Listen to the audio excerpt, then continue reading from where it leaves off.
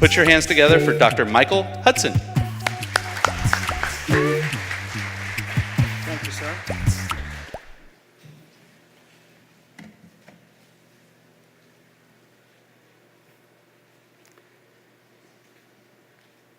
If you're anything like me, you've probably had a time in your life when you were called upon to speak somewhere.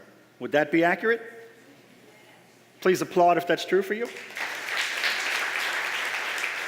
Well, what I've discovered from 35 years of working with executives, leaders, entrepreneurs, and experts is that there are three reactions people have when they're invited to speak.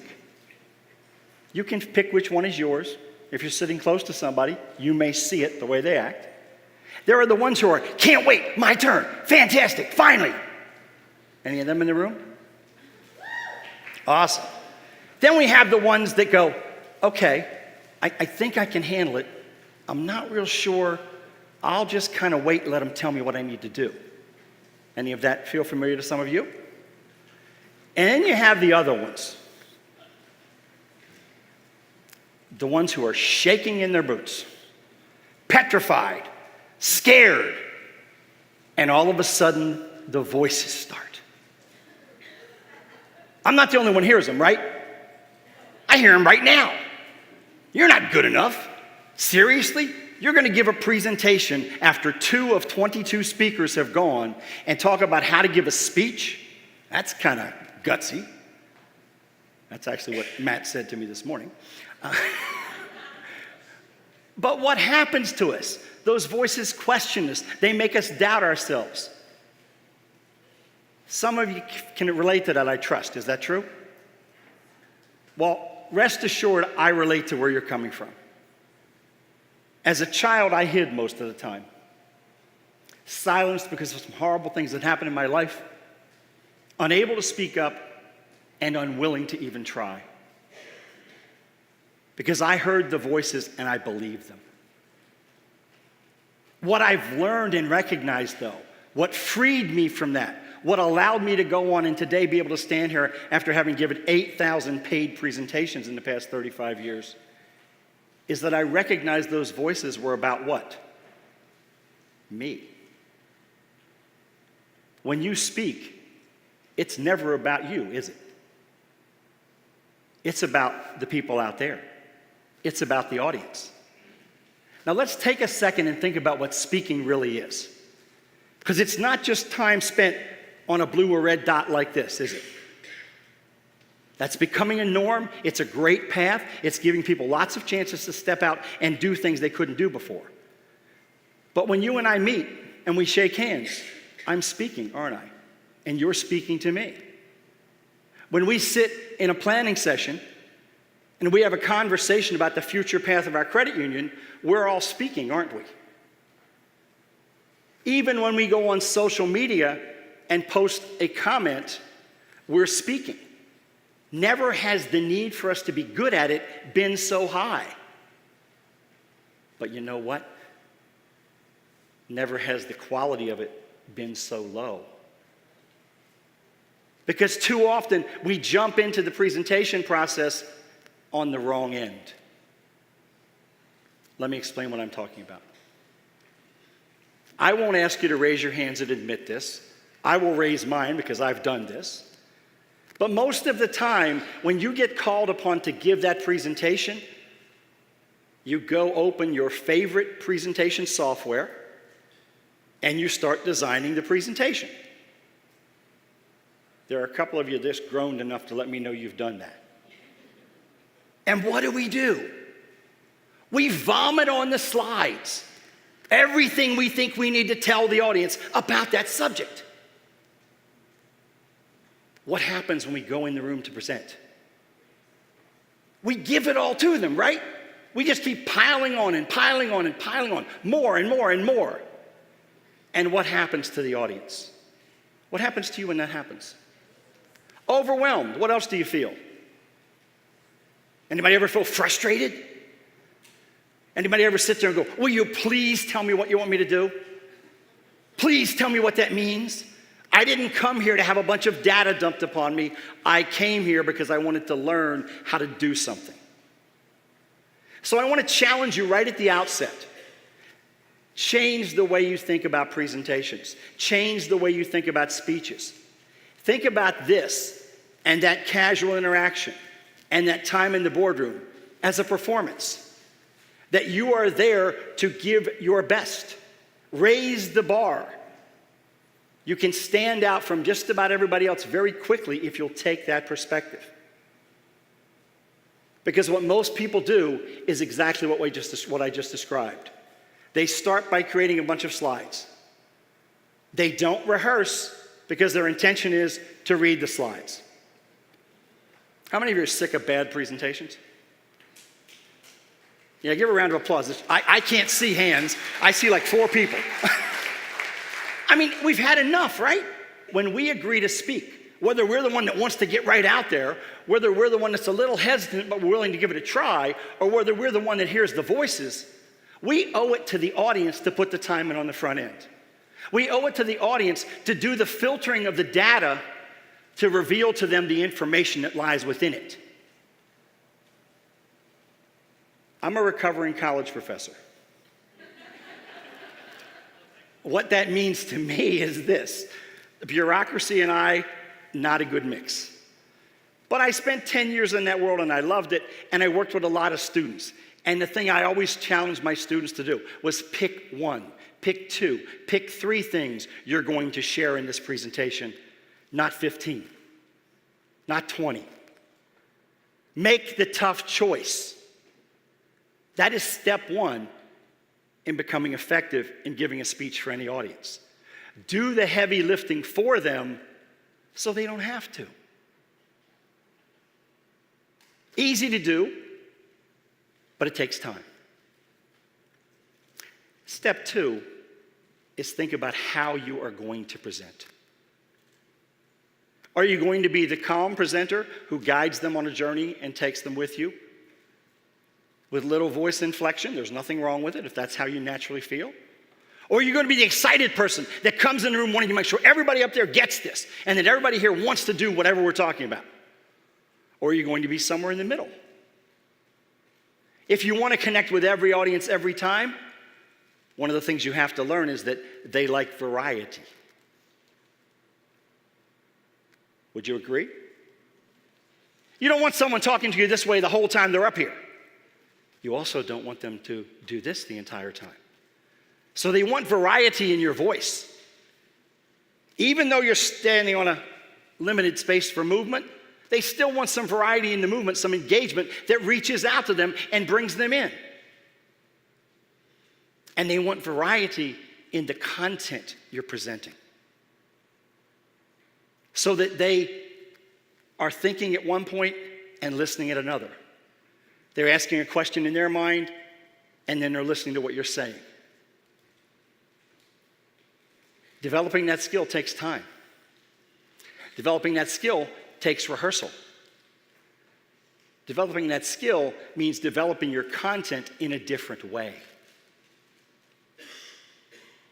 But if we cut through all of that, there is one thing that will win the day for you every single time, better than anything else.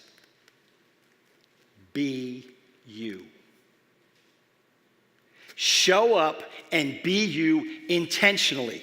Open, honest, candid, exposed, vulnerable, real, and genuine. Allow yourself to reveal to the audience what you have learned, which should be why you got here in the first place. Let me give you a simple process you can use to figure out how that might impact your presentations moving forward. Every one of us has lived a journey in our lives, haven't we? From the day we were born until today. I want to recommend that you take that period of time. And by the way, it's not a straight line, is it? It's a river, a splash, rock. What happened? Sometimes we step out because we can't take it anymore. But I want you to map that river of your life. Do it very simply, 10-year increments. What happened in the first 10 years? Most significant emotional event positively, most significant emotional events negatively. Do that for every decade. Guess what you'll learn? You'll learn that there's a theme that runs through your life. You will learn that there are certain lessons you learned back here that you didn't even figure out what they meant until you got over here. And when you look back down that path, you'll realize there are 3 or 4 things you always talk about. How many of you have noticed that with speakers? You see someone the 3rd time, the 4th time, the 5th time. There's those 2 or 3 points that get made every single time. That's okay. Not only is it okay, it's fantastic. Because it says you've paid attention. You've done the work. You've mined your journey. You've figured out this is the lesson I can give them that will serve them right now. You've committed to it. And because it runs as this theme through your river of your life, you've learned a massive amount about it. Even more important, you've learned it in a way no one else has. Because you've learned it with everything else in your world. Does that sound doable to you? Does it make sense? Okay, this is where the silence occurred. So let me illustrate, okay? I'm 60 years old. First decade of my life. Major emotional events. The major positive emotional event was arriving, just showing up. The major negative event happened at the end of that time period, where I had some horrible things happen in my life that we don't need to go into today. But it changed me. It silenced me. It made me believe the voices were real. It convinced me I had nothing to offer and wasn't good enough. But then in the next decade, I learned the most powerful lesson that has served me better than anything else in speaking to audiences for the past 35 years. The power of story.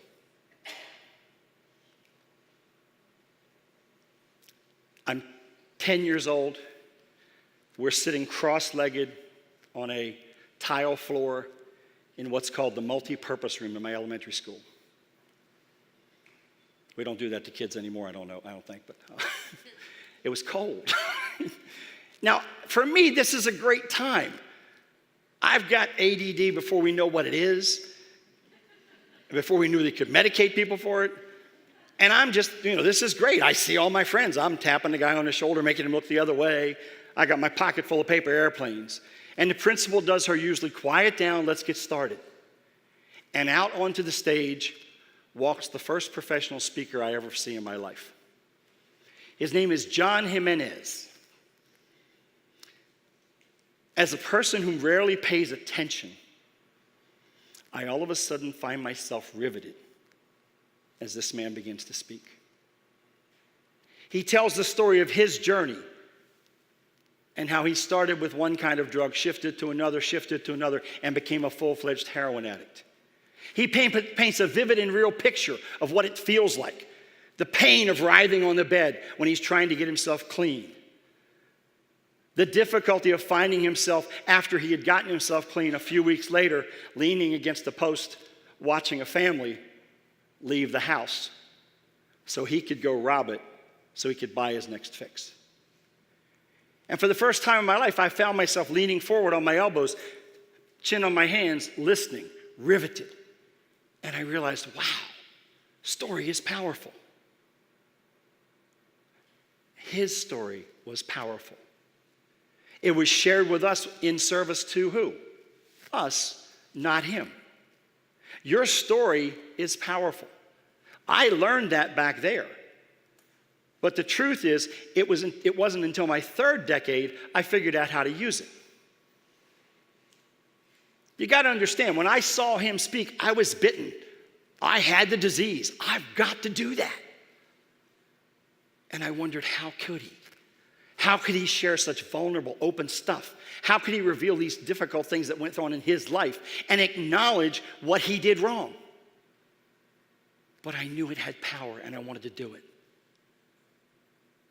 I wanted to do it so bad, I signed up for the 4-H public speaking contest for 5 consecutive years. Wrote the speech, rehearsed the speech, and then found a way not to go to the contest because I was listening to the voices. Now, some of you hear that and say, well, Michael, that was a long time ago. None of us are back at that stage. My bet is there's someone in this room who has had that kind of experience and is still in that stage. that every time they're asked to speak, they go back there. But I unlocked the path forward when I suddenly decided while in graduate school, I'll accept a teaching assistantship. So you got a guy with a master's degree, studying for a PhD, petrified to speak in public, who is now going to go teach 250 people freshman economics. I leave my office, I walk to the building. On my way to the building, I stop at the first building on the way, run in the men's room, and throw up. Clean myself up, walk out, walk past the next building, turn around and say, oops, go back in another men's room, throw up again. Finally, I get to the building where the class is happening. Oops, back to another men's room. Lunch is now completely gone. And I walk out of that room. And I look across that hallway, which looks at least 50 feet long, to the doors, the double doors to the auditorium. I watch the students filing in the room. My knees are shaking, and I don't know how I'm going to do this. And suddenly, I saw John Jimenez's face. And I realized it's about telling him a story. My mind goes, but Michael, you're teaching supply and demand curves. There is no story. At least not one they're going to care about. And then I remembered, wait a minute. I almost flunked out of my master's program because I reversed the supply and demand curves on an exam one time. I'll tell them that story, and I'll promise them it'll never happen to them because I'm going to teach them in a way that lets them remember. And I walked through that room towards that stage, carrying my overheads. Those of you who don't know what overheads are, one of you who does, please explain it to them later. I've got my 4 colored markers right in my pocket like I'm actually an engineer. And I walk onto that stage. I lay the first overhead there, I flip the switch, and I tell that story. And when I walked out of that room that day, I realized that I could do what that man had done. I realized that if I took the time to find a story and used it to open the doorway to teach something, I could unveil power beyond what I believe was possible. You can do the same thing. You have a story. You have a story that matters. You have a story you won from that hard-earned journey you've taken in your life. You have lessons only you know from the perspective that you know them. So if you want to connect with every audience, every time, in any situation, start sharing that story. Start sharing it in service to the people you're speaking with. Start sharing it with an eye on how can they use this? What will this mean to them? Because it matters. Some of you know I built a business called Credit Union Strategy, and for 15, 16 years, all I did was strategic planning, leadership development, and culture interventions for credit unions. The biggest frustration I had in those days was sitting in a room, everybody's around the table, we're having a conversation, and there's somebody opting out. And then we go to a break. And that person who was opting out comes over and is like a little child at your sleeve tugging, going, hey, why aren't we talking about this? Why aren't we doing this? You know, and you look back and go, well, why don't you bring it up? Well, because I don't feel comfortable speaking up in those situations. It's time for everyone in this room to acknowledge you're never going to allow that to happen to you again. You're never going to be that person who doesn't speak up. You're going to value the lessons you've learned in your journey. You're going to bring them to the spaces that you're in. You're going to engage in the conversations that are necessary to support your success and the success of your organization. And you're going to realize it's not selfish of you to come tell me your story as long as you do it to serve me. Are you willing to accept that challenge? Are you willing to give it a try? Applaud if you are. Sorry, I forgot the please on the front of that. Because that's all I want for you. Okay, there's 100 different ways to give speeches. But the one way that works is to show up as you. To bring your authentic self to the moment. To reveal what you have learned. To do it in a way that serves the people you're talking with. And whether you're trying to make a member happy, whether you're trying to get somebody to join a board, whether you're trying to deal with a problem or a complaint in customer service, or whether you're thinking strategically and looking at the future and trying to figure out where your organization can go, every voice matters. And it's your job to put your voice into the conversation. Thank you.